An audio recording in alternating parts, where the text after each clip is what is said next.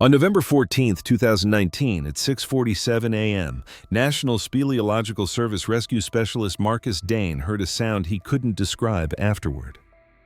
His team was 2 kilometers deep inside the Black Echo Cave System, Pendleton County, West Virginia. Behind them lay 11 hours of descent through narrow karst tunnels. Ahead, according to the coordinates of the last signal, should have been the missing Geological Expedition's base camp. Dane was on point. His headlamp carved slices of light through the darkness, catching wet walls coated in calcite flowstone. Humidity down here hit 96%. Every breath was a struggle. The sound came from somewhere to the right. Not a scream, not a groan, something in between, monotonous, rhythmic, like muttering. "Hold up." Dane raised his hand. The team froze.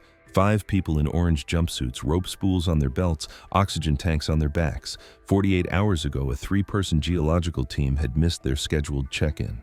Standard protocol called for waiting another 12 hours. Appalachian Mountain Institute leadership had insisted on an immediate search. The muttering came again. "Human voice," said Ray Tanaka, second in line. 2 o'clock. Dane nodded and moved right into a side passage no more than 28 inches wide. His shoulders scraped stone. The flashlight picked out tracks on the floor. Someone had come through recently, scuffing the damp crust off the rock. 12 meters in, the passage widened. Dane saw her immediately. A woman sat wedged into a narrow crevice, squeezed between 2 limestone outcrops so tightly she could only be extracted from one side. Knees pulled to her chest, arms wrapped around her head. Her hair short, sticking out in all directions, was completely white. She was rocking back and forth, repeating one phrase, over and over, monotone, no pauses, no change in inflection. "They were breathing louder than me. They were breathing louder than me. They were breathing louder than me." "Ma'am." Dane dropped to his knees 3 meters away. "Ma'am, can you hear me? We're rescue. We're here to help." The woman didn't react. She kept rocking, kept repeating. Tanaka moved closer and aimed his flashlight at her face. Eyes open, but looking through them. Pupils blown wide, almost no iris visible. Lips cracked from dehydration, dried tear tracks on her cheeks. "It's Wong," Tanaka said, checking the photo on his tablet. "Casey Wong, 26, graduate student, one of the 3. Dane noticed her hands. They were covered in something viscous, a semi-transparent substance that looked like melted wax. The stuff had hardened on her skin in uneven streaks, but underneath there was no redness, no burns. "What the hell is that?" someone in the group asked. Nobody answered. Extracting Casey Wong took 40 minutes. She didn't resist, but she didn't help either. Her body was limp, like a rag doll. The whole way up, she kept repeating the same phrase. The team medic, Sandra Cole, counted over 300 repetitions during the ascent. The helicopter got Wong to Franklin County Hospital by noon. By then, the main rescue team had already found the expedition's base camp. What they saw there defied explanation. The camp was set up in a natural cavity roughly 15 by 20 meters. The ceiling rose 6 meters up, disappearing into darkness. The floor was relatively flat, rare for this cave system. 2 tents stood in the center of the cavity, or rather, what was left of them. The fabric had been torn from the inside, not cut ripped with ragged edges and loose threads. The frame poles were bent at strange angles, as if someone had tried to escape with massive force and in a panic. Marcus Dane had been doing rescue work for 22 years. He'd seen camps destroyed by bears, camps swept away by mudslides, camps buried by rockfall. But he'd never seen anything like this. Gear was everywhere. Backpacks, containers, tools scattered chaotically, like the camp's contents had exploded from within. But that wasn't what made Dane stop. Plastic. All the plastic in the camp had deformed. Radio housings had melted into shapeless lumps with wires sticking out. Flashlight handles had twisted into spirals. Plastic buckles on backpacks had fused with the fabric. Synthetic jackets, the ones left behind, looked like they'd been partially dissolved in acid. Helmets had lost their shape, morphing into something resembling wax masks left too close to a fire. And yet no signs of flame, no soot on the walls, no smell of smoke. "What the hell?" Tanaka breathed. Dane walked over to the nearest radio and crouched beside it. The substance the casing had become was the same stuff covering Casey Wong's hands, semi-transparent, viscous-looking, with a faint oily sheen. He reached for it. "Don't touch it," Cole said sharply. "We don't know what that is." Dane nodded and straightened up. They found Thomas Gray's body 4 meters from the tents. He lay on his back, arms spread, eyes open, face frozen in a grimace of terror. A wound on his chest, deep, ragged, clearly inflicted by something sharp. An ice axe lay next to the body, dark stains on the metal point. "Jesus Christ," someone whispered. They found Dr. Simon Reed's body later, in a vertical shaft 12 meters from camp. He'd fallen from a height of roughly 8 meters.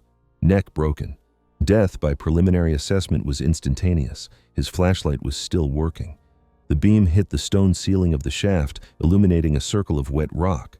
By evening on November 14th, Marcus Dane had surfaced and given his initial statement to County Police Investigator Warren Travis. He talked for 20 minutes. Travis rode in silence. When Dane finished, Travis asked only one question. "Melted plastic, no signs of fire. You sure?" Dane was sure. Travis closed his notebook and looked toward the cave entrance. Yellow caution tape already surrounded the perimeter. Forensics was prepping equipment for descent. "All right," he said. "Let's see what the experts say." The experts couldn't say anything. At least, nothing that made sense. Not yet. At Franklin Hospital, Casey Wong kept repeating the same phrase. Doctors administered sedatives. She fell asleep with those words on her lips. "They were breathing louder than me." Dr. Simon Reed defended his dissertation in structural geology at Columbia University in 1994. He was 27. By 40, he chaired the Geological Research Department at Appalachian Mountain Institute. By 50, his career was falling apart. The cause was a 2016 report. Reed had led an exploration of a rare earth deposit in Kentucky. His team discovered promising deposits of neodymium and praseodymium elements critical for electronics manufacturing. Reed's report became the foundation for a $47 million investment project. 18 months later, it turned out the data was inaccurate, not fabricated. Reed would never have committed outright fraud, but interpreted too optimistically. The deposit proved half as rich as projected. The project shut down. Investors lost money. Reed lost his reputation. There was no official investigation. Reed kept his position. But in academia, where reputation matters more than contracts, he became someone who couldn't be trusted. He became obsessed with rehabilitation, recalls Jennifer McNeil, Reed's colleague at the Institute. Every project, every expedition, he was looking for something that would restore his name, a big discovery, something undeniable. By fall 2019, Reed had turned 52. His publication output had dropped. Grants were going to younger colleagues. Students preferred other advisors. And then Casey Wong appeared. Casey Wong was born in San Francisco in 1993. Her parents, immigrants from Hong Kong, ran a small accounting firm. Casey grew up an only child, quiet and focused. In school, she stood out only for her grades in natural sciences. She enrolled at Berkeley for geology. For her master's, Appalachian Mountain Institute, drawn by their karst systems research program. Her advisor was Simon Reed. "She was the best student I'd seen in 20 years, says Professor Martha Chen, who taught Casey during her first year of graduate school. Incredible intuition. She'd look at data and see patterns others missed. In summer 2019, Casey was working with the Institute's archival materials. She was studying seismic survey results from the Black Echo cave system data collected back in the 1980s and forgotten since. On one of the maps, she noticed an anomaly. A section deep in the system, roughly 2 kilometers down, showed unusual rock density. The readings didn't match typical limestone. Casey ran additional analysis and concluded that beneath the karst deposits might lie a vein of rare earth metals. She showed the data to Reed in September. His face changed, Casey recalls in a fragment of recording made later. "I saw something ignite in his eyes, greed or hope. I couldn't tell the difference back then." Reed immediately began planning the expedition. He insisted it happened before year's end, before information could leak to competitors, before someone else could claim the discovery. Casey agreed, but she had suspicions. "I knew his history with Kentucky," she says on the recording. "I knew how desperately he wanted to restore his reputation. I was afraid he'd try to take credit for my discovery. So I started recording everything." The camera was hidden in her jacket's chest pocket. The memory card was stored in a metal case with her personal effects. Casey turned on the recording every time she was alone with Reed. She didn't know these recordings would become the only testimony of what happened in Black Echo. Thomas Gray, 35, was officially listed as equipment technician at Appalachian Mountain Institute. Unofficially, he was known as the guy who could fix anything from a broken drill rig to a stuck lock. Gray grew up in Wheeling, West Virginia, in a miner's family. His father worked underground for 30 years and died of silicosis when Thomas was 19. Despite this, or because of it, Gray got into caving. In his early 20s, he explored caves all along the East Coast, from Mammoth Cave in Kentucky to Luray Caverns in Virginia. At 28, something changed. "He never told me the details," says Karen Davis, his ex-girlfriend. "Just that once in some cave in Florida, he got stuck for several hours. When they pulled him out, he was a different person." Claustrophobia. Gray learned to hide it but couldn't beat it.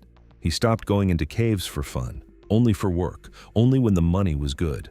The Black Echo expedition offered double pay. Gray agreed. He said this was the last time, Davis recalls, that after this he'd have saved enough to open his own repair shop. No more caves, ever. The last time. The team assembled on November 11th at the base camp near the entrance to Black Echo. 3 people, bound by circumstances but not trust. Reed, a man obsessed with rehabilitation, willing to take risks. Casey, a graduate student suspicious of her advisor, secretly recording. Gray, a technician, suppressing fear for money. They spent the night in tents at the cave entrance. The morning of November 12th, the descent began. Weather was clear, temperature around 45 degrees. Forecast showed no complications. Equipment passed inspection, all communication systems working. At 7:15 a.m., the team entered Black Echo. Check-in was scheduled for 1:00 p.m., 6 hours after descent. By then, the team should have reached the anomaly point and begun sample collection. At 1:00 p.m., no contact. At 1:30 p.m., nothing. At 2:00 p.m., Expedition Coordinator Michael Foster tried reaching the team on the emergency channel. Silence.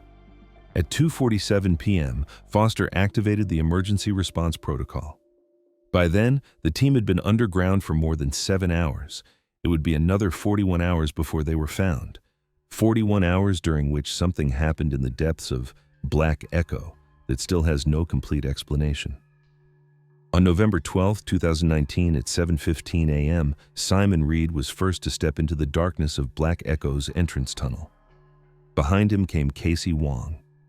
Thomas Gray brought up the rear, loaded with the main equipment drill cores, rock analyzers, spare batteries. The cave system entrance was a horizontal gap about 6 feet wide and just over 3 feet high. The first 50 meters required walking hunched over. Then the ceiling rose enough to stand upright. Temperature inside held steady at about 54 degrees year-round, humidity over 90%. Walls glistened with condensation. Black Echo got its name in the 1920s when locals first tried exploring the cave.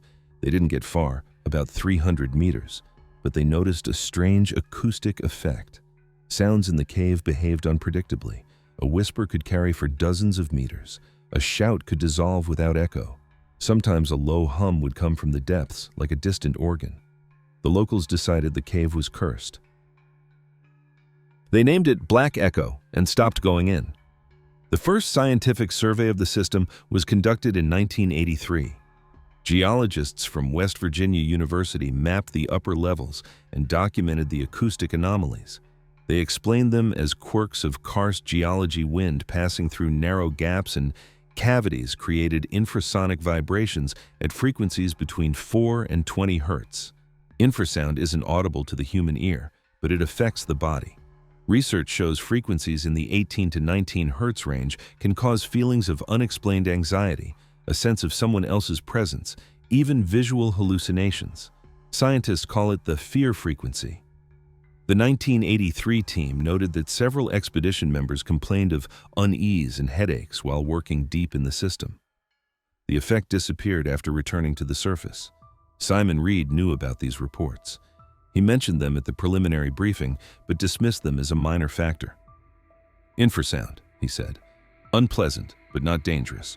We'll be down there a few hours, not days. We'll manage. Gray said nothing. Casey made a note in her notebook. By 9 o'clock a.m., the team had covered the first kilometer. The route followed the main tunnel, a relatively wide passage that occasionally narrowed to about 5 feet, but generally allowed movement without serious obstacles. Casey turned on the hidden camera at 8:47 when the team stopped for their first break. The recording shows Reed sitting on a rock outcrop, studying a map on his tablet. His face is lit by the bluish glow of the screen. He looks focused, almost happy. "We're ahead of schedule," he says. "If we keep this pace, we'll be there by noon." "What about comms?" Gray's voice, off camera. "We'll check in at 1300, as planned. Maybe we should check now, make sure the signal's getting through." Reed shakes his head. "Repeaters are set up. Foster knows the route. Let's not waste time." On the recording, you can hear Gray mumbling something. Words unclear, but the tone is unhappy. "What?" Reed looks up. "Nothing. Just saying comms aren't where you want to cut corners." "Noted." Reed returns to the map. Conversation over. Casey turned off the camera at 8:52. By 10:30, the team reached a fork about 1.5 kilometers down. The main tunnel split into 3 branches. Left led to an underground lake mapped in 1983, right to a dead end blocked by a collapse. Center down, toward the unexplored sections of the system. That's where, according to Casey's data, the anomaly was located. They took the center passage. Almost immediately, the cave changed. The tunnel narrowed. The ceiling dropped. Walls closed in, leaving a passage barely 2 feet wide at the tightest points. They had to squeeze through sideways, pressing equipment to their chests. Gray was last. On the recording Casey made at 10:47, you can hear his breathing fast, uneven. The claustrophobia he'd been hiding was making itself known. "Sparky, you okay?" Casey's voice. "Yeah, fine. Keep moving." His voice sounds strained. But Reed had already pushed ahead, and nobody was stopping. At 11:15, they heard the hum. It was like distant thunder or machinery running somewhere in the depths. Low, at the edge of hearing, felt more in the body than the ears. It came from everywhere and nowhere at once. "Infrasound," Reed said without turning around. "I warned you, ignore it." But ignoring it was hard. Casey later described the sensation. Like something pressing from inside your skull, not pain pressure. And this feeling that you're not alone, that someone's standing right behind you. I turned around maybe 10 times in the first hour. No one was there. But the feeling wouldn't go away. Gray stayed quiet. The recording shows him constantly touching the respirator hanging around his neck like he's checking it's still there. His face shines with sweat. Reed walked ahead without slowing down. At 12:20, the team reached their destination. The cavity was located roughly 2 kilometers down. It was bigger than the old maps showed, about 15 meters in diameter, with a relatively flat floor and a high domed ceiling. "This is it," Casey said, checking her tablet. "Coordinates match." Reed was already examining the walls. His flashlight picked out layers of rock-like limestone interspersed with dark veins. "See that?" He pointed at one of the veins. "This isn't normal karst. There's something here." He was right. Even visually, the rock in this spot differed from what they'd seen higher up. Dark inclusions gleamed in the flashlight beams like metal flecks. "Start collecting samples," Reed ordered. "Gray, drilling equipment." Gray set down his pack and began unpacking tools. Casey turned on the camera. The recording shows the next 40 minutes of work. Reed marks points for core samples. Gray assembles the portable drill rig. Casey documents everything. Photographs walls, records instrument readings, makes notes. The hum doesn't stop. It's barely audible on the recordings, a frequency too low for the microphone, but you can see all 3 of them periodically freeze, listening to something. At 12:58, Gray started drilling the first point. At 1:00 p.m., check-in time passed. Nobody remembered. The drill had penetrated about 5 inches into the rock when something changed. The recording captures the moment, 1:07 p.m. Gray works the rig. Reed stands nearby watching. Casey is several meters away by the opposite wall. The drill sound changes. Resistance drops. The drill plunges deeper, not smoothly, but with a jerk, like it punched through a barrier. "Stop," Gray says, and kills the motor. Silence. Or rather, relative silence. The hum remains, but without the motor noise, it seems louder, more insistent. Then gas starts coming out of the hole in the wall. On the recording, it's barely visible, just a faint shimmer in the air, like heat waves off hot asphalt. But Gray notices first. What the? He backs away from the wall. Dr. Reed, there's something! Reed moves closer. He doesn't get a chance to respond. The recording cuts off at 1:08 p.m. Casey's camera auto-stopped memory full. The next recording starts at 1:34 p.m., 26 minutes later, and everything had already gone wrong. At 2:00 p.m., 6 hours and 45 minutes after Descent Expedition Coordinator Michael Foster made another attempt to reach the team. Silence. He tried again at 2:15, at 2:30, at 2:45. Silence.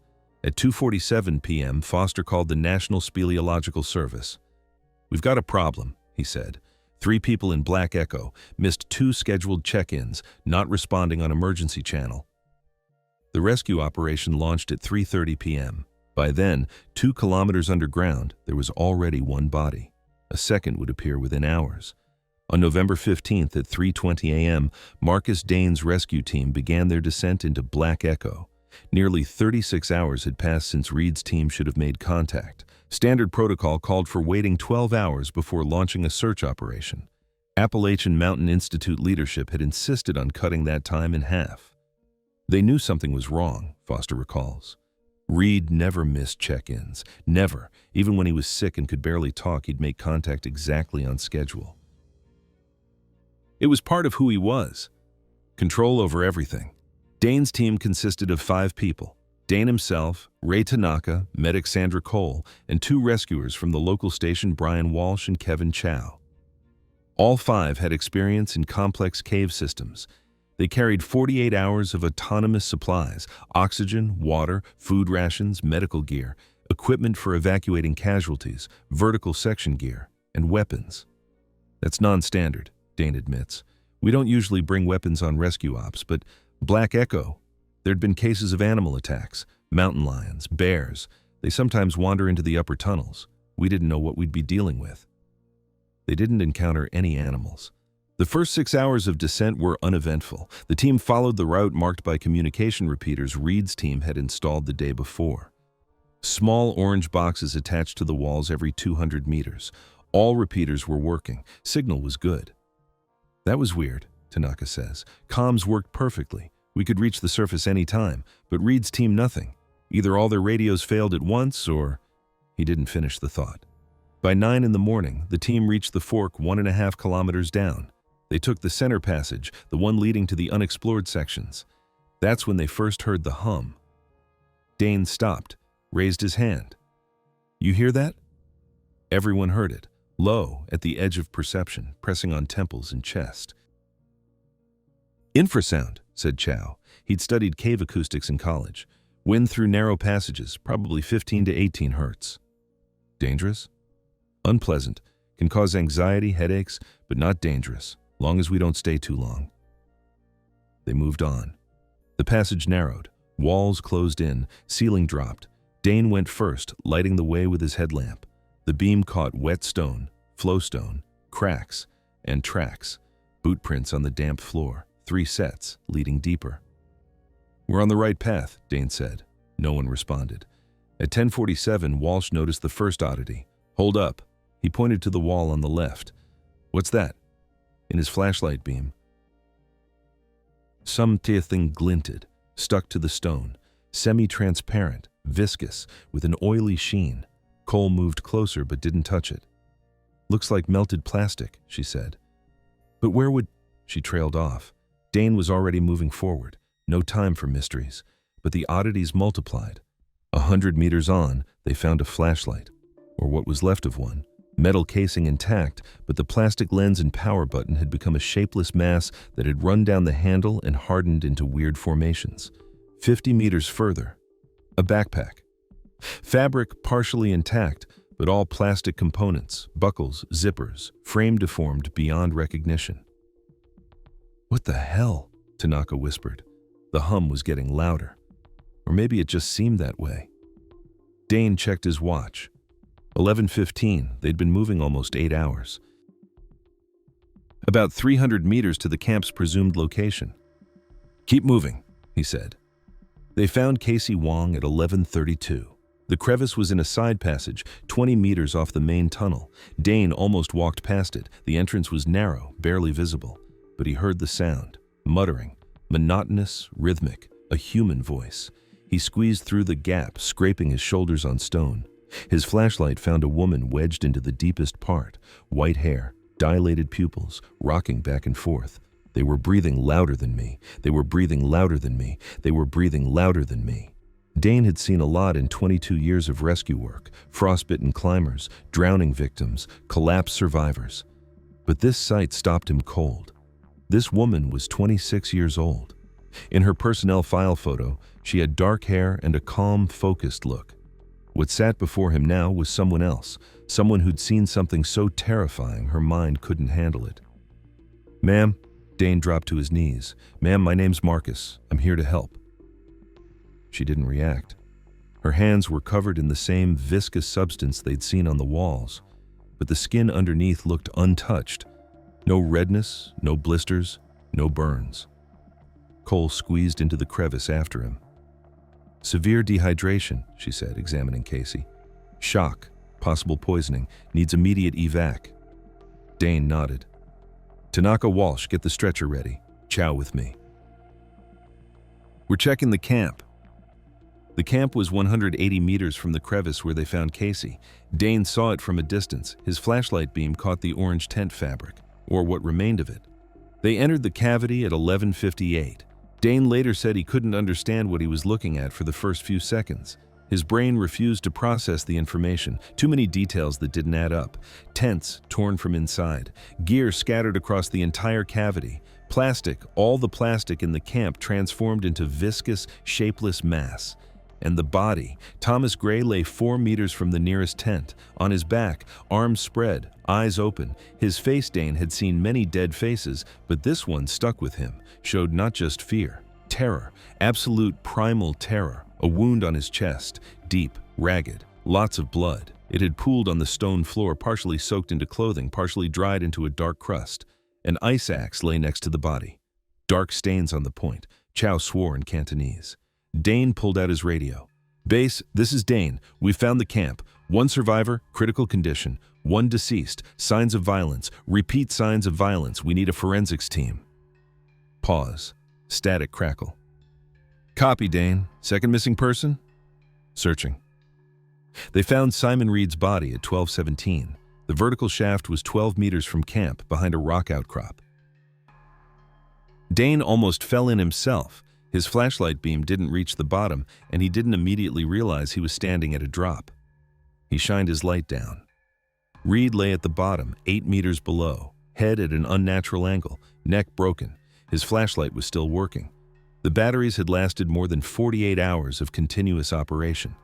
The beam hit the shaft ceiling, illuminating a circle of wet stone. Dane stared at this for several seconds, then turned away and radioed base. "Second missing person found. Deceased. Appears to be a fall." He didn't add what he was thinking, what he'd seen. Reed's hands had the same substance as Casey's, but unlike her, his palms also showed traces of blood. Someone else's blood. Evacuation took almost 7 hours. They brought Casey Wong up first. She didn't resist, but she didn't help. The whole way up, she kept repeating her phrase. Cole counted over 300 repetitions. Gray's and Reed's bodies came up later, once the forensics team arrived. The helicopter got Casey to Franklin County Hospital by 7 that evening. Doctors diagnosed severe dehydration, hypothermia, and what they cautiously termed acute stress reaction. Her hair, dark just 3 days ago, was completely white. "We've seen this before," says Dr. Elizabeth Hogan, the psychiatrist on duty. "Acute stress can cause hair depigmentation. It's called Marie Antoinette syndrome, legend has it. The French queen's hair went white overnight before her execution. Usually it takes longer, but in extreme cases, yes, it's possible." They gave Casey sedatives. She fell asleep with those same words on her lips. "They were breathing louder than me." Investigator Warren Travis arrived at the hospital at 8 that evening. He couldn't question Casey, doctors wouldn't allow it, but he spoke with Dane. "What do you think?" Travis asked.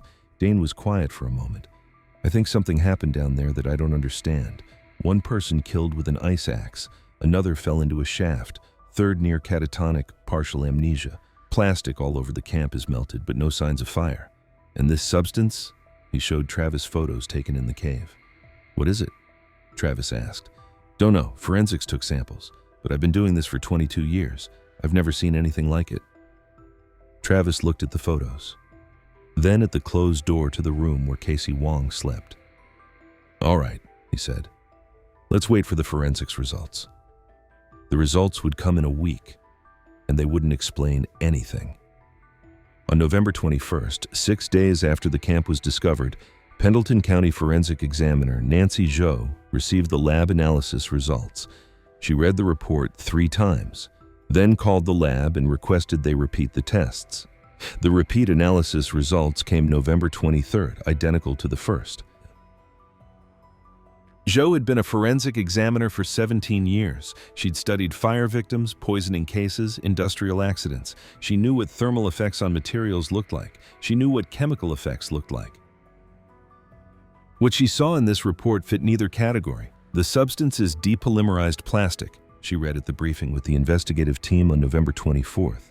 Polyethylene, polypropylene, polyvinyl chloride, various types of plastics used in the team's equipment, molecular bonds destroyed, polymer chains broken down into monomers and oligomers. In English, Travis interrupted. In English, the plastic dissolved, not melted from heat, but actually dissolved, like sugar in water. Travis frowned. What could cause that? In a lab, concentrated acids, specific solvents, high-intensity UV radiation, in a cave 2 kilometers underground? Zhou shook her head. None of the above. Then what? We don't know. Silence hung in the room. There's more, Zhou continued. The substance on the survivor's hands, Casey Wong, is identical to what coated the equipment. Same chemical composition, but there's no damage to her skin. No burns, no irritation, no signs of corrosion. Is that possible? No, it's impossible. A substance capable of destroying the molecular structure of plastic should have damaged the epidermis. But Wong's skin is in perfect condition. It's as if the substance is selective. Travis wrote something in his notebook. A selective plastic solvent that doesn't touch organic matter, he said aloud. Does that exist? Not in any chemistry we know. At Franklin Hospital, Casey Wong spent 11 days. The first 3 days, she was under constant sedation. Doctors worried that without medication, she'd hurt herself. Her condition was classified as acute psychotic episode triggered by severe trauma. On day 4, sedation was reduced. Casey stopped repeating the phrase about breathing. She started responding to external stimuli, turning her head toward sounds, tracking moving objects with her eyes. On day 6, she spoke her first coherent word. It was a name. Sparky. The nurse in the room immediately called the psychiatrist on duty. By that evening, Casey was speaking in short sentences. She didn't remember being found, didn't remember getting into the crevice, her last clear memory drilling. Gray working the rig, Reed standing nearby, then a blank. Something went wrong, she told Dr. Hogan. The drill broke through. There was a sound, then I don't remember. Just fragments, images. What images? Casey went quiet. Her hands, the substance had been washed off on day 1, started shaking. Faces, she whispered. Their faces. They were melting, running, like wax. Hogan made a note in her chart. Whose faces, Casey? Reed, Sparky. They were looking at me, and their faces were running. I could see bone under the skin. I saw eyes draining from their sockets. She started crying. That wasn't real, right? Tell me that wasn't real. Hogan didn't know what to say. Investigator Travis got permission to interview her on November 26th. By then, Casey was stable enough to answer questions. She'd been transferred from psychiatric to a regular room. Her hair remained white, pigmentation hadn't returned. Travis came at 10 in the morning. With him was an assistant, a young woman with a recorder and notepad. Ms. Wong, my name is Warren Travis. I'm an investigator with Pendleton County. I'm investigating the events at Black Echo Cave. Are you ready to answer some questions? Casey nodded. Her gaze was fixed somewhere past Travis at the wall behind him. Tell me what happened on November 12th, from the beginning. Casey told what she remembered: the descent, narrow passages, the hum that grew louder as they went deeper, working in the cavity, drilling. The drill broke through, she said. Gray shut down the rig. Gas was coming from the hole. I couldn't see it, but I could feel it. The smell, weird, sweet, like rotting fruit. What happened next? Don't remember. Blank, then fragments. Voices, screaming. Someone was running. I was running. Don't know from what. Just running. Do you remember how you got into the crevice where you were found? No. Do you remember what happened to Thomas Gray? Pause. Casey lowered her gaze to her hands. Sparky, she said quietly. He was screaming, begging for it to stop. Then he stopped. Begging who to stop? Don't know, couldn't see. It was dark. The flashlights. Something happened to the flashlights. They were running. Like everything else. Travis leaned forward. Ms. Wong, when you were found, you were repeating a phrase. They were breathing louder than me. What does that mean? Casey looked up. Something flickered in her eyes, a shadow of the terror she'd lived through. I was hiding, she said, in the crevice, lying completely still, barely breathing, and I could hear them. They were looking for me, walking nearby, breathing, loud, really loud, like suffocating animals. Who is they? Reed and someone else. Don't know. Maybe Sparky, maybe someone else. I couldn't see, just heard the breathing. Travis exchanged a look with his assistant. Ms. Wong, Thomas Gray was dead by that point. He was killed ice axe to the chest, and Dr. Reed died falling into a shaft. There couldn't have been anyone near you. Casey shook her head. They were breathing louder than me, she repeated. I heard them. They were searching. They wanted, don't know what they wanted. But I didn't move, didn't breathe. And they passed by. She fell silent. Travis waited, but Casey said nothing more. Her gaze drifted back to the wall. The interview ended at 10:47. On November 28th, Pendleton County Medical Examiner James Crawford completed autopsies on both bodies. Conclusion on Thomas Gray: death resulted from penetrating chest wound. Weapon ice axe found near the body. Strike broke ribs and damaged the heart. Death was quick but not instant. Gray lived another 2 to 3 minutes after the injury. His blood contained traces of an unknown substance. Molecular structure resembled some psychoactive compounds but matched no known drug or toxin. Conclusion on Simon Reed: death resulted from cervical vertebrae fracture from a fall of approximately 8 meters. Death instantaneous. His blood contained the same unknown substance, concentration higher than Gray's, significantly higher. Crawford added a note to the report. The nature of Gray's injuries indicates the blow was struck by someone in a state of extreme agitation or panic. Force exceeded normal for someone of Dr. Reed's build. Psychoactive substance influence possible. No traces of the equipment coating substance were found on the bodies except the hands. Both men's hands were covered in the same compound as Casey's. Skin damage, none. On November 30th, Travis convened the investigative team. So, he said, here's what we've got. 3 people went into a cave, 1 killed with an ice axe, 2nd died in a fall, 3rd near psychotic state, partial amnesia. He pointed to the board where photos were displayed. Equipment in the camp damaged in an unknown manner. Plastic depolymerized, dissolved without temperature or known chemical exposure. The substance capable of doing this didn't damage anyone's skin. He moved to the next series of images. Blood of both deceased contained an unknown compound with psychoactive properties. The survivor was likely also exposed, judging by her condition. But we don't know what this substance is or where it came from. He paused, scanning the room. Theories? Joe spoke first. Gas. They drilled into some cavity and released gas. Natural or... no, has to be natural. Nothing else explains a substance at that depth. Gas that simultaneously dissolves plastic and causes hallucinations? Gas mixture. One component a solvent, another a hallucinogen. Travis shook his head. Does that happen? In nature, don't know, but it's the only explanation that sort of fits. Silence. All right, Travis said. Let's say gas. They drilled into a cavity, released gas. Solvent started eating through equipment. Hallucinogen affected their brains. Under the influence of hallucinations, Reed attacked Gray, killed him. Then, still in an altered state, Reed ran and fell into the shaft. Wong hid and survived. He paused. Problem is, we can't prove it. We don't have gas samples. We don't know exactly what they inhaled. The recordings, Travis's assistant said. Wong was secretly recording the expedition, camera in her chest pocket. Travis nodded. Camera's destroyed. Plastic housing deformed, same as everything else. What about the memory card? Memory card was in a metal case with Wong's personal effects. Case was found at camp. If the card survived, he didn't finish. 2 days later, forensics confirmed the memory card had survived. Data readable. On December 3, 2019, at 9:15 a.m., investigator Warren Travis walked into the Pendleton County Police Technical Department. Small room, 3 desks with computers, equipment shelf, window overlooking the parking lot. At the center desk sat David Ortiz, digital forensics specialist. Ready? Travis asked. Ortiz nodded at the monitor.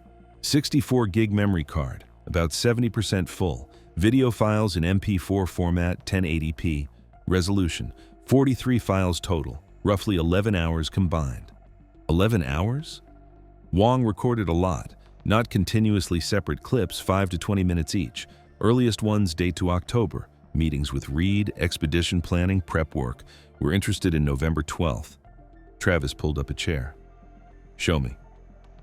The first file from November 12th started at 8:47 a.m. Camera was in Casey's jacket, chest pocket, image slightly skewed, edge of zipper and part of collar visible in frame. Sound muffled but clear. Cavity about 1 kilometer down. Flashlight beam catches wet walls, rock outcrops. 3 people breathing, clothes rustling, occasional words. Reed in frame sitting on a rock looking at tablet. Face lit by bluish screen glow. We're ahead of schedule, he says. If we keep this pace, we'll be there by noon. Gray's voice, off camera. What about comms? We'll check in at 1300, as planned. Maybe we should check now? Make sure the signal's getting through. Reed shakes his head. Repeaters are set up. Foster knows the route. Let's not waste time. Gray mumbling unintelligible. What? Nothing. Just saying comms aren't where you want to cut corners. Noted. Reed goes back to tablet. File ends. Travis looked at Ortiz. Next. The following files were short 2 to 5 minutes each. Expedition routine, passage through narrow tunnels, brief discussions about direction, nothing significant. The file recorded at 10:47 showed the moment the passage dramatically narrowed. You can hear Gray's heavy breathing, fast, uneven. Sparky, you okay? Casey's voice. Yeah, fine. Keep moving. His voice betrayed the tension. Camera caught his face for an instant, gleaming with sweat, pupils dilated. Claustrophobia. Gray was hiding it, but the recording didn't lie. The file from 11:15 captured the moment the team first heard the hum. On the recording, it's barely audible. The camera mic couldn't pick up such low frequencies, but you can see all 3 stop. Reed raises his head as if listening to something. Infrasound, he says without turning. I warned you, ignore it. Camera captures his back moving forward through the tunnel. Then turns. Casey looks back into the darkness they came from. For a moment, something seems to be there. A shadow. Movement. Ortiz paused the recording. See that? Travis nodded. Rewind. Ortiz rewound 5 seconds, slowed playback. Frame by frame, Casey's flashlight beam sliding across tunnel walls. Nothing. Just stone, moisture, darkness. Just seemed like it, Ortiz said. Just seemed like it, Travis agreed. He wasn't sure. The key file started at 12:58. Team in the cavity 2 kilometers down. Casey stands by the far wall, camera aimed at center of the space. In frame, Gray working the drill rig. Reed watching. Drills sound monotonous, mechanical, hum barely audible, but all 3 look tense. Reed rubs his temples several times. Gray periodically freezes, as if listening to something. 12:59. Drill goes deeper into rock. 1:03 p.m. Reed steps away from the rig, moves a few steps toward Casey. How you feeling? He asks. Weird? Casey's voice off camera. Head, pressure. Infrasound, you'll get used to it. He returns to Gray. 1:07 p.m. Drill sound changes. It's clearly audible. Resistance drops. Pitch rises. Drill plunges deeper with a jerk. Gray kills the motor. Stop. Silence, or rather near silence. Hum remains, but without motor noise. It seems louder, more insistent. Then something starts coming out of the hole in the wall. On the recording, it's barely visible, just a faint shimmer in the air, like heat waves over hot asphalt. But Gray notices first. What the? He backs away from wall. Dr. Reed, there's something. Reed moves closer. His face isn't in frame, just back, shoulders. Something emerges from the hole. You almost can't see it on recording. Slight distortion in the air, like a thermal wave over hot pavement. Gas, Gray says. Shit, it's gas. Respirators now.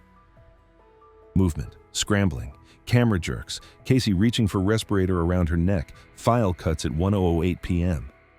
26 minutes, Ortiz said. Next file starts at 1:34 p.m. Gap between them. Camera shut off automatically? Memory filled up. Wong had the camera set to auto-overwrite old files, but that takes time. 26 minutes, about how long the system needs to free up space. Travis rubbed his eyes. What's in the next file? Ortiz paused. Better see for yourself. The file from 1:34 p.m. started with darkness. Camera was running, but nothing visible in frame, just black and faint reflections off something wet. Sound-heavy breathing, cloth rustling, then Casey's voice. A whisper. What's happening? What's happening? What's happening? She repeated these words over and over like a mantra. Camera shifted. A flashlight beam entered frame weak, flickering. It caught a fragment of wall, rock outcrop, and for an instant something shiny, fluid, plastic, deformed, melted, running down the stone like liquid wax. They're melting, Casey whispered. They're all melting. Camera jerked. Now in frame was part of the cavity tents, torn from inside, scattered gear, and a figure. A man stood in the far corner of the cavity, back to camera, shoulders raised, head tilted forward. He wasn't moving. Doctor. Reed? Casey's voice, louder. The figure turned. Simon Reed's face was distorted. Not physically on the recording, he looked normal, as much as lighting and quality allowed. But the expression, eyes wide open, pupils huge, black, mouth slightly open, on his face a mix of terror and something else, something hard to name. Casey, he said, voice hoarse, cracked. Do you see it? Do you see what's happening? See what? Everything's melting. Everything's running. It's inside us. It's changing us. He took a step forward. Dr. Reed, you need to put on your respirator. It's the gas. We've been poisoned. Gas? Reed laughed. The laugh was high, breaking. This isn't gas. This is something else. Something that's always been here. We woke it up. He took another step. Where's Sparky? Casey asked. Reed stopped. His head jerked to the side sharp like a bird. Sparky. He seemed to taste the name. Sparky saw what I saw. He saw his hands melting, fingers fusing together. He screamed, begged me to stop it. Pause. I stopped it. Camera pulled back, Casey retreating.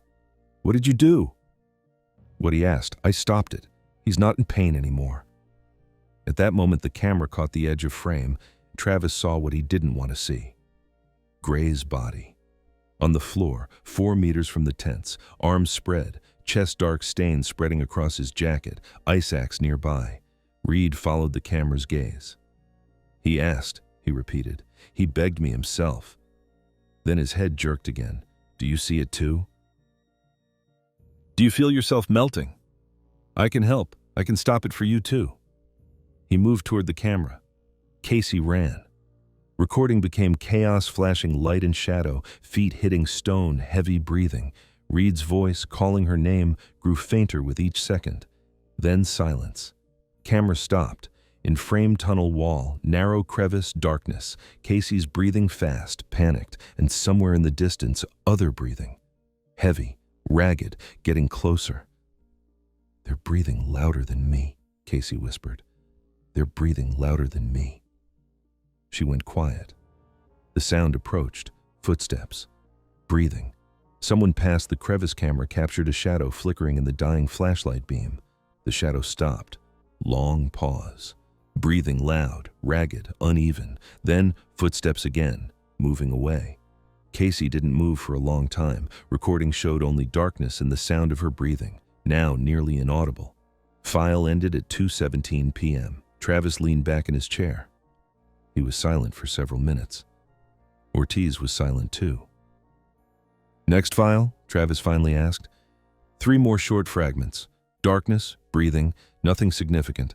Last one recorded at 4:43 p.m. After that, nothing. Either camera died or Wong turned it off. Reed's voice. "They're breathing louder than me," she heard him after he left. Recording shows only one pass, one person. But Wong said they, plural. Gray was dead by then. Yeah. Travis rubbed his eyes. Gas caused hallucinations. She could have heard things that weren't there. Could have, Ortiz agreed.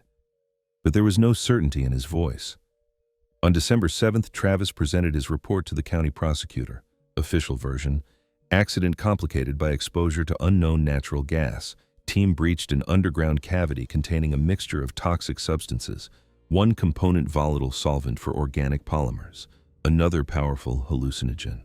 Under the influence of hallucinations, Dr. Simon Reed attacked Thomas Gray, inflicting a fatal ice axe wound. Then, still in an altered state of consciousness, Reed fell into a vertical shaft and died. Casey Wong survived thanks to a respirator that protected her from the main dose of gas and because she managed to hide in a crevice. No criminal charges filed, there were no perpetrators, only victims. Black Echo Cave was closed to visitors until further notice. But the report didn't explain everything. It didn't explain why a substance that dissolved plastic didn't damage human skin. It didn't explain why the hum on the recording, that same infrasound when played back in the lab, made technicians feel anxious and sense someone else's presence. The frequency was too low for conscious perception, but the subconscious reacted. And it didn't explain one detail Ortiz noticed on repeat viewing. At the moment the shadow passed Casey's crevice, the camera captured the sound of footsteps, 2 sets of footsteps. Gray was dead. Reed was alone. But on the recording, 2 distinct sets of footsteps could be heard, out of sync with each other. Ortiz played this fragment for Travis 3 times. 2 sets of footsteps, 2 breathing patterns. "Echo," Travis said. "Maybe," Ortiz replied. They both knew it wasn't an echo. They both decided not to include this in the report. The Black Echo Cave system was officially closed to visitors on December 14, 2019. The decision was made by the Pendleton County Natural Resources Commission following consultations with the U.S. Geological Survey and the Centers for Disease Control. The wording in the documents was dry. Potential danger of toxic gas release from underground cavities. The cave entrance was sealed with a steel grate. A sign was posted nearby. "Danger, no trespassing, violators will be prosecuted." Local residents took the closure calmly. Black Echo had never been popular anyway, too hard to reach, too unpleasant. Now people had an official reason to stay away. Nobody argued. Casey Wong was discharged from Franklin Hospital on December 23rd. Physically, she'd recovered, dehydration treated, tests normalized, psychologically more complicated. Doctors diagnosed post-traumatic stress disorder with elements of dissociative amnesia. She remembered the descent, remembered the drilling, remembered the gas, everything else fragments, images, sounds without context. "It's a defense mechanism," Dr. Hogan explained at the final consultation. "The brain blocks memories too traumatic to process. Over time they might come back, or they might not. Everyone's different." Casey nodded. She didn't tell Hogan she didn't want the memories to come back. She'd seen the recording. Travis showed her key fragments as part of investigative procedures. She watched the screen and didn't recognize herself, her voice, her hands, her fear. "That's me," she said then. "But it's not me. I don't remember this." Travis didn't push. Casey's hair stayed white. Doctors said pigmentation might return partially or completely. Stress-induced depigmentation is sometimes reversible. It takes time. Time passed. Hair didn't darken. By January 2020, Casey had accepted it. She cut it short and stopped looking in mirrors longer than necessary. She didn't return to Appalachian Mountain Institute, didn't finish her master's, didn't continue the research that led her to Black Echo. Instead, she moved to Portland, Oregon, as far from Appalachia as she could get. Got a job at a private company doing environmental consulting. Work was boring, safe, far from caves. That was exactly what she needed. The victims' families received official notifications in late December. Thomas Gray's parents, an elderly couple from Wheeling, came to Pendleton County to collect their son's body. The father, a former miner with silicosis, didn't ask a single question. The mother cried. Gray's ex-girlfriend, Karen Davis, attended the funeral. After the service, she approached investigator Travis. "He was scared of caves," she said. "Did you know? For the last 7 years, he'd been scared to go underground. Every time he forced himself for the money. Every time he promised it was the last time." Travis didn't know what to say. "This was the last time," Davis added, and walked away. Simon Reed was cremated at the request of his ex-wife. They'd divorced in 2017, but she remained next of kin. Reed had no children. Colleagues at the Institute organized a memorial service attended by about 20 people. His reputation, the one he'd so desperately tried to restore, was buried along with him. Academic circles whispered that Reed had ignored safety protocols for the sake of ambition, that he'd led people to their deaths because of his ego. Nobody said it out loud, but everyone knew. The official investigation closed in February 2020. Conclusion: accident. 3 people died, 2 directly. 1 survived with severe psychological trauma as a result of exposure to an unknown natural gas. Gas composition could not be determined by the time specialists descended to the cavity to collect samples. Concentration was below detection threshold. The substance that depolymerized the plastic was identified as an unclassified organic solvent of natural origin. Its formation mechanism remained unknown. The psychoactive component found in the victim's blood was never precisely identified. Its structure didn't match any known compound. Toxicologists suggested it was a breakdown product, that the original substance had already metabolized by the time of autopsy. The report was filed with the case. The case went to archives. Marcus Dane, the rescuer who found Casey in the crevice, resigned from the National Speleological Service in March 2020. Official reason: early retirement after 22 years of service. Unofficial: he couldn't go underground anymore. "It's not fear," he explained to his wife. "I'm not scared. It's just, every time I enter a cave, I hear that sound, the hum, low, at the edge of perception. I know it's infrasound, that it's physics, that it's explainable, but I can't shake the feeling that something's down there, something waiting." He never went underground again. David Ortiz, the technician who analyzed Casey's recordings, made a copy of one fragment. It was that moment when the shadow passed by the crevice. 2 sets of footsteps, 2 breathing patterns. He listened to this fragment many times, with different filters, at different speeds, with different equalizer settings, trying to understand where the second sound came from. Echo didn't produce that effect. He checked the acoustic models. Recording artifact, also unlikely. 2 separate sound sources, the only explanation that fit the data. But there couldn't have been a second person. Ortiz didn't include this analysis in the official report. He didn't tell Travis about it. The man already looked exhausted enough. He just saved the file to his personal hard drive. Sometimes, once every few months, he'd pull it out and listen again. 2 sets of footsteps, 2 breathing patterns, and the hum in the background. That same hum the brain kept trying to interpret as whispering. In April 2020, the pandemic swept the world. The story of the Black Echo tragedy was forgotten. Local papers that covered the incident in November and December moved on to other topics. Academic journals that might have been interested in the unusual gas were occupied with more pressing problems. The cave remained closed, the grate rusted, the sign faded in the sun. Sometimes, very rarely, local residents living within a few kilometers of the entrance would complain about strange sounds at night. A low hum coming from somewhere underground, a feeling of anxiety without cause, nightmares that couldn't be remembered upon waking. Authorities attributed it to seismic activity, micro-earthquakes, undetectable by instruments but felt by people on a subconscious level. People nodded. The explanation sounded reasonable. Nobody checked. Casey Wong didn't give interviews. She turned down 3 journalists, 2 hosts of podcasts about unexplained incidents, and 1 documentarian who wanted to make a film about Black Echo. She didn't want to remember, didn't want to talk, didn't want to be the woman who survived. She lived in Portland, went to work, met with friends. Learned to sleep without pills that took almost 2 years. The nightmares stopped somewhere in mid-2021, or rather, changed. Before, she'd seen faces melting, running, becoming something inhuman. Now she saw darkness, just darkness, and heard breathing. That was better. That was bearable. In November 2024, exactly 5 years after the tragedy, Casey received a letter. Return address, Appalachian Mountain Institute. Sender Dr. Martha Chen, her former professor. The letter was brief. Chen wrote that the institute was preparing a memorial publication for the 5-year anniversary of events. Not a sensational article, a scientific paper on the risks of underground research, the need for stronger safety protocols. Casey's contribution to discovering the anomaly would be mentioned. If Casey wished, she could add a comment. Casey didn't respond. She put the letter in a desk drawer and closed it. That night she dreamed of darkness again, and breathing loud, ragged, uneven, and a voice she hadn't heard in 5 years. They were breathing louder than me.